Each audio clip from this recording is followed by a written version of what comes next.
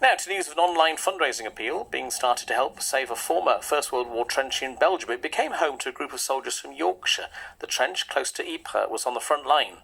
It was manned and improved by the 49th West Riding of Yorkshire Division in the war. Recently, its future has become under threat because of poor weather. John Morrison has been trying to save it. John, hello there, good evening.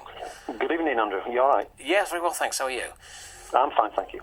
Tell us about the trench then, a bit of the history of it.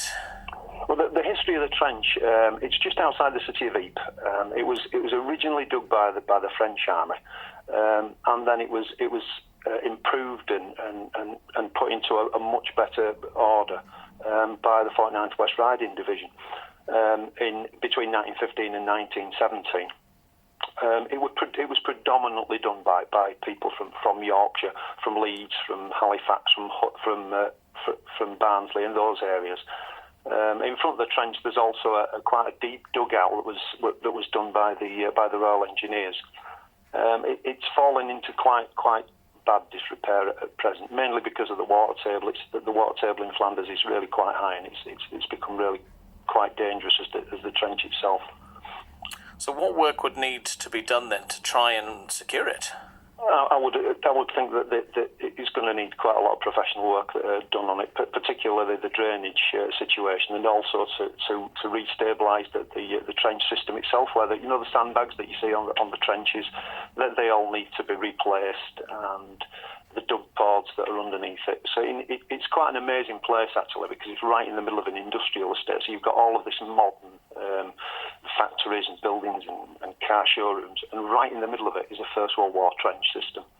It's like a little time warp, if you know what I mean. And then you've taken some students out, I think, to visit it, haven't you? Yeah. I work for the Yorkshire Officer Training Regiment in Leeds. I'm a civil servant with them. We take them on realities of war studies to see the cause and effect of war, and it's a great tool in showing them just what war is about and what these people had to put up with as far as the conditions and the living conditions were.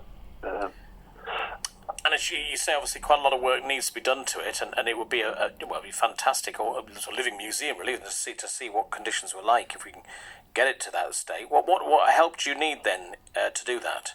It's anything that people could give. I understand that at the moment things are difficult for a lot of people, and there's a lot of deserving charities out there. But anything that they could give us, if they just Google Yorkshire Trench and Just Giving.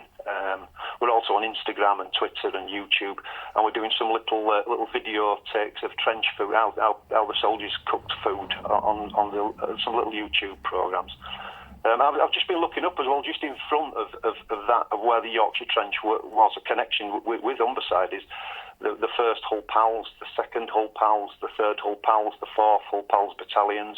They all were in there in 1918, and right at the beginning, right in front of that particular trench system, the first 4th East Riding Regiment on the 24th of April were there, and it's amazing how you get these links between the Yorkshire battalions that were there, the Yorkshire divisions, All right, so let's hope people can help you there. John, good luck with that. Thank you for your time. Thank you. Thank you for your time. Thank you. Cheers, John. John Morrison there from the Yorkshire Trench. And as John said, if you go and search them, you'll find them. If you go onto Just Giving and look for the Yorkshire Trench, you'll be able to help them.